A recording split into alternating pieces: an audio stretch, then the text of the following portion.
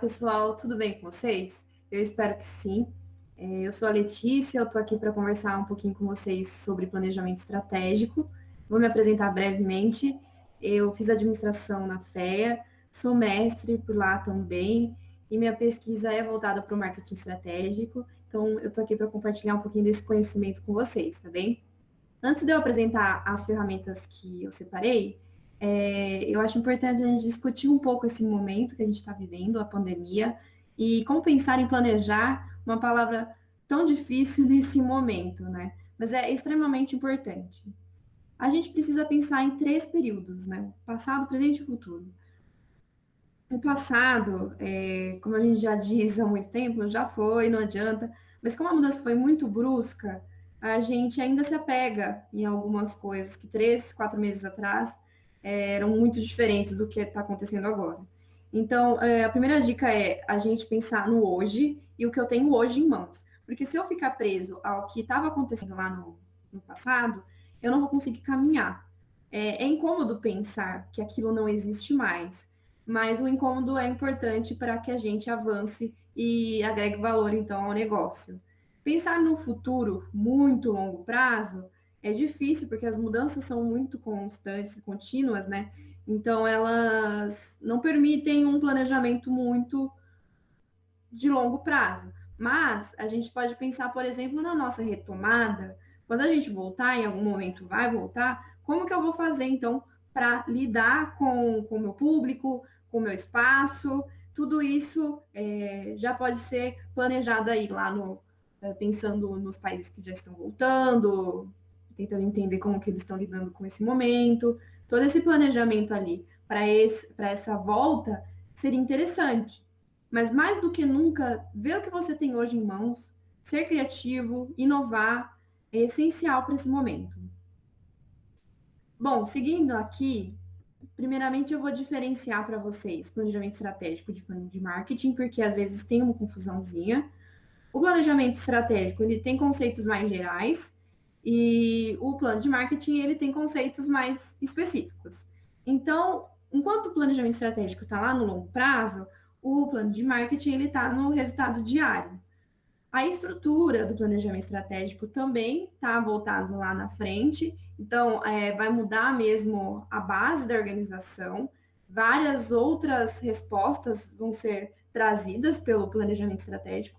Já o plano de marketing, ele está voltado mais para um desenvolvimento num estágio da organização, um momento. A orientação é geral no plano estratégico e envolve toda a organização, então é sistêmico, todas as áreas terão que ser envolvidas, e o plano de marketing demanda muito mais da área de marketing do que todas as outras, apesar de demandar também. Os objetivos do planejamento estratégico são gerais, enquanto os de marketing são mais específicos, e a relevância dos objetivos são longo prazo para o planejamento estratégico e o plano de marketing mais imediato, seja para campanha, para promoção de um produto, tá ok? É mais para a gente entender. Aqui eu trago a primeira ferramenta, na verdade são 15 palavras com as iniciais com a letra P. Então são os 15 P's do planejamento estratégico. São palavrinhas assim chave para que a gente consiga elaborar estratégias e pensar nisso quando a gente estiver ali desenvolvendo o plano para o nosso negócio. Vamos começar por previsão, né? A previsão é no sentido de entender as possíveis mudanças, os impactos dessa mudança. Claro que nesse momento é muito difícil de entender, né? A gente nunca esperava uma mudança como essa, mas eu já sei que, como eu disse, que a gente vai voltar. Então, como que os países estão lidando, como serão as regras, e ali me preparar mais ou menos para tentar prever este momento de retomada. Tem diversos materiais já disponíveis na internet, é só pesquisar, que já trazem algumas necessidades aí que a gente vai ter que se preocupar com o retorno, porque apesar de voltar aos poucos, mesmo assim vai demorar para voltar ao normal, né? E se voltar ao normal totalmente, talvez seja uma realidade diferente que a gente vai ter que se adaptando. As políticas públicas no sentido da regulamentação, negociação, também, quando eu voltar lá, eu vou precisar ter álcool em gel no meu estabelecimento, eu vou precisar usar máscara, eu vou precisar que o espaço seja aberto, enfim, serão uma série de regras novas que a gente precisa considerar no plano. Pensar no planeta, que seria o meio ambiente, os consumidores já estão atentos a isso, já não é de hoje. Pensar em pessoas, no crescimento da importância da responsabilidade social e também das relações com os funcionários. Então, hoje a gente não tem um ambiente, uma estrutura física tão utilizada, né? Então, tem muita coisa fechada, mas quem forma a nossa empresa, nosso negócio, são as pessoas. Então, tijolinhos, cada tijolinho é uma pessoa, tá? Juntando a essência ali para formar a essência, os valores da organização. O que conecta elas, então, é a tecnologia e a força de vontade. Então, as pessoas ali estão levando toda a economia nesse momento, né? A produtividade é o mais com menos, então a gente trabalha ali para uma produção com desperdício zero, isso já é básico para o negócio lucrar mais também, mas nesse momento ainda de crise econômica, não só sanitária e também política, a gente ainda mais, cada centavo, cada economia que a gente conseguir fazer, otimizar os processos, serão bem-vindos. O lucro, que na verdade no inglês é profit, por isso P, e também é objetivo, né, entrega de valor, com opções de investimento, também o lucro impulsiona a capacidade de financiamento, e é indispensável. A gente fala em sustentabilidade, a sustentabilidade às vezes, que é o meio ambiente, as pessoas e o lucro, né, é um equilíbrio, tá? Não é errado falar sobre a parte econômica, o lucro. É totalmente aceitável e totalmente normal. A organização ela precisa lucrar, né? Os parceiros, a empresa é uma rede integrada, então entender quem são esses parceiros é essencial. Um exemplo que eu acho bacana é da Nespresso com a Starbucks. Eles se uniram, marcas fortes. A Nespresso ela não vende em supermercado, né? Mas ela vende só na internet em lojas do shopping. Então, a Starbucks colocou lá no mercado e então ambas fizeram um marketing muito grande e ao mesmo tempo uma parceria muito forte. A questão da proatividade, então trabalhar e todo mundo trabalhar junto e fazer mais do que o necessário, do que o básico, para que os planos sejam implementados. A próxima ferramenta que eu vou apresentar é um método de 12 passos para o planejamento estratégico e lá a implementação dos projetos vai demandar muita proatividade mesmo da equipe e de todos à volta. A questão dos provedores, então, fornecedores, sejam pequenos ou maiores, e também pensar numa inclusão das pequenas propriedades, que sejam fornecedores familiares. Então, também é importante para o planejamento estratégico fazer essa mensuração, né, esse levantamento dos fornecedores. O processo também, questão de rever todos esses processos que a gente tem hoje, que com certeza vão ter que mudar em alguns aspectos, com todo esse momento conturbado. E aí o portfólio, que é a questão dos produtos, quais os produtos que resolvem os problemas do meu cliente, o que o meu cliente quer, e então direcionar para a demanda todo o trabalho. O local, que do inglês na verdade é place, que é a abordagem tradicional de canais de marketing. Então, hoje a gente é totalmente marketing digital, vendas pela internet, o delivery, pensar muito nisso, entrar nesse mundo virtual, seja no iFood, para quem mexe com essa parte de alimentação, seja no Elo7, para quem é do artesanato, ou então Mercado Livre, para outros produtos. Então, sempre pesquisar para entender qual é o melhor canal, né? Qual é a melhor espaço, o melhor local. A promoção, como que eu vou divulgar todo o meu negócio, as atividades integradas de comunicação, com fluxo contínuo de informações sobre todo o meu negócio, né? A precificação justa, então você entra lá no Sebrae, por exemplo, e vê os custos do seu produto, entende o seu negócio, ou para quem já tem mais conhecimento, consegue ali desenvolver estratégias de precificação, né? Depois, por último, o último P, os projetos, utilização de uma abordagem de gerenciamento de projetos para a estruturação das atividades de maneira eficiente. Então, a gente cria os projetos, desenha ali todos os processos que serão necessários para que a gente consiga atingir os objetivos. A gente vai entender aqui um pouco mais dos projetos também nessa próxima ferramenta. Esse método, como eu disse, são 12 passos para um bom plano. E primeiro, você tem que entender a cadeia de produção que você faz parte, fazer uma introdução, compreender, levantar aí mesmo os dados mais importantes para, primeiro, dar uma contextualizada. Depois, uma análise externa da cadeia, então, lá uma questão mais internacional, no mundo, como que as coisas estão caminhando, os outros países, os maiores produtores dessa área que eu atuo, quais são eles, por quê que eles são melhores, né? A análise interna da cadeia e os principais competidores, então, mais a nível nacional, regional. Depois disso, estabelecer objetivos quantitativos para a cadeia, depois alinhar ali as macroestratégias e, então, desenvolver os projetos. Quando a gente tem um objetivo, a gente precisa, então, traçar essas estratégias para aplicar em cada projeto, em cada área.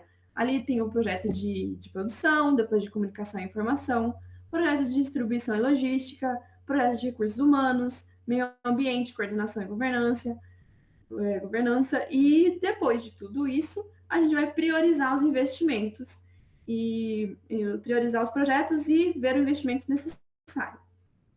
E, por fim, implementar todos esses planos e gerir o negócio. Aqui foi uma visão rápida dos 12 passos, mas a gente vai entrar mais a fundo agora. Introdução ao mapeamento da cadeia e compreensão no sentido de contato com os principais conceitos da cadeia produtiva. Você vai definir um time ali que vai trabalhar nesse plano estratégico. Você vai levantar um histórico, quais são os planos anteriores, como que a gente lidou com determinadas situações anteriormente. Pode ter certeza que daqui a alguns anos o plano para mudanças, assim, para crises, gestão de riscos e tudo mais, vai estar muito mais completo, porque deve estar documentado tudo o que aconteceu nesse momento para que em outro momento a gente consiga lidar melhor com crises, né? Depois disso, análise externa, então análise dos dados do mercado, construção de uma base de dados, do contexto nacional e internacional, barreiras para a transação, quais são os principais competidores. Na análise interna e principais concorrentes, identificar as regiões produtivas, quais estão em primeiro lugar, por quê, entender os contratos, as formas existentes de coordenação, quais são os produtos que substituem os meus, as políticas públicas, aqui já apareceu quase todos os P's, dos 15 P's, né? Os incentivos fiscais e a competição, né? Quem são meus concorrentes? Estabelecer objetivos quantitativos, no sentido de ter um número ali para a gente controlar mesmo depois, monitorar os resultados, os indicadores para, por exemplo, ver se a produção aumentou, diminuiu, o consumo, a exportação, importação, vendas, entre outros.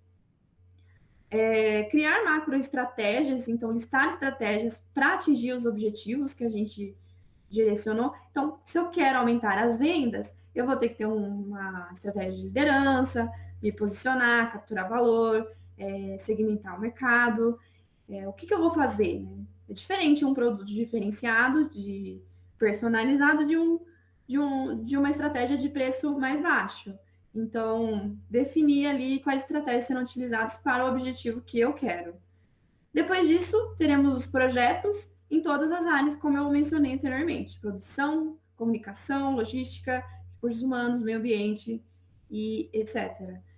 Depois de tudo isso organizadinho, aí a gente pode priorizar esses projetos. É bacana um workshop, talvez, com o pessoal da organização, talvez mande um material antes e depois combine uma conversa por vídeo nesse momento, para entender a opinião de todos, ser democrático E aí, usando critério de urgência, relevância, relatividade e investimento. E além dos recursos, né? Que a gente pode fazer hoje, né? Depois, gestão e implementação do plano. É uma parte muito importante, não adianta estar tudo muito organizado antes, e aí chegar na hora de implementar, uma pessoa que não está acompanhando o processo, ou então que não tem essa liderança, ou a equipe não está motivada, tudo isso vai atrapalhar na implementação além de tudo, uma gestão correta. Acompanhar e sempre atualizar o plano. Aqui eu trouxe um exemplo para a gente aplicar esses 12 passos para ficar um pouco mais claro. Como eu só falei as etapas, vamos ver na prática, né? Eu trouxe o exemplo da sorveteria. Então, aqui está desenhada a cadeia. O sorveteiro está aqui no centro. Ele vai precisar de treinamento e ir às feiras para se atualizar. Então, conhecimento. Todos esses fluxos verdes são informações e conhecimento. Então, esses três. Então, ele vai precisar de assistência técnica também, é conhecimento, só que de terceiros, talvez. E os outros são os materiais, máquina, equipamento, embalagem, aditivos, como emulsificantes, estabilizantes, sabores, aromas e corantes, o leite em pó, in natura, gordura, açúcar. Tudo isso, quando estiver pronto, né, o produto estiver pronto, vai ser ou vendido atacado ou varejo, né? E tudo isso vão lá para os canais. Então, pode ser carrinho próprio, evento, supermercado, sorveteria, ponto de venda, cozinhas industriais, vendedores, ambulantes, pontos focalizados, enfim. Essa é a cadeia básica do sorveteiro, né, do sorvete, e ela foi adquirida pelo Sebrae, tá? Entrei num estudo lá do Sebrae, e basicamente é para conhecer tudo o que é necessário para a gente conseguir se organizar, contextualizar. Então, a gente mapeou a cadeia, entendeu que eu entendi aqui que os produtos de maior impacto são o leite, a gordura e o açúcar, com a minha pesquisa. Tem uma maior gama de fornecedores também, e as máquinas, equipamentos, aditivos e assistência técnica são produtos e serviços com oferta mais restrita e também menor concorrência. Aqui, provavelmente, os preços estarão maiores, e aqui talvez tenha como negociar mais. Tudo isso eu sei porque eu pesquisei sobre a cadeia. Aí, continuando nas próximas etapas, eu fui lá na análise ambiental e entendi que o mercado brasileiro da sorveteria é o sexto maior produtor mundial. E aí ele fica só atrás dos Estados Unidos, da China, da Rússia, do Japão e da Alemanha. Aí o que eu posso fazer? Eu vou lá entender por que esses países estão na frente, quais são os produtos deles e talvez trazer ideias inovadoras e criativas para o meu negócio, já que eles têm maior conhecimento nesse ranking. Análise interna e de concorrentes. O Brasil é muito grande, a gente sabe disso, então tem muitas regiões e o produto é refrescante. Isso quer dizer que as regiões quentes são mais, tem demandas maiores, como no Nordeste, a demanda vai ser constante. Agora, no Sudeste, a gente já tem mais frio, então teremos períodos que a demanda vai cair. E isso deve ser considerado no nosso plano, se a gente está ali preparado para essa queda nas vendas que já é prevista, né? Estabelecendo os objetivos, eu quero, por exemplo, aqui eu vou estabelecer um objetivo e criar todas as outras etapas com base nele. Mas claramente a gente pode ter mais de um e ter vários projetos. Então, eu quero aumentar minhas vendas 10% ao ano. E a estratégia que eu vou usar é treinar os vendedores para um atendimento melhor. E além disso, eu vou inovar no sabor. Depois disso, a produção. O projeto de produção, com base na estratégia e no objetivo, vai ser o treinamento na mão de obra para a produção e eu vou comprar alguns freezers. Em comunicação, eu vou mandar fazer embalagens personalizadas. Em distribuição e logística, eu vou pensar na fábrica e no ponto de venda, a localização ser próxima, isso daí vai diminuir os custos. O meio de transporte também tem que estar preparado, porque o meu produto derrete, então tem que ter ali a câmara fria, e então tentar planejar isso tudo. O RH, na questão de sustentabilidade, treinamento e desenvolvimento dos meus funcionários, e aquele clima melhor na empresa, institucionais. Campanha de doação é um exemplo, podemos aí fazer um percentual de doação, ou então até utilizar uma embalagem biodegradável, que também essa parte está voltada ao meio ambiente. E aí, na etapa de priorização e orçamento, eu vou ver ali o grau de importância e a quantidade de recursos que eu tenho para conseguir fazer tudo isso acontecer. Então, eu vou ver lá os custos no Sebrae, está disponível lá, pelo menos da sorveteria foi lá que eu achei.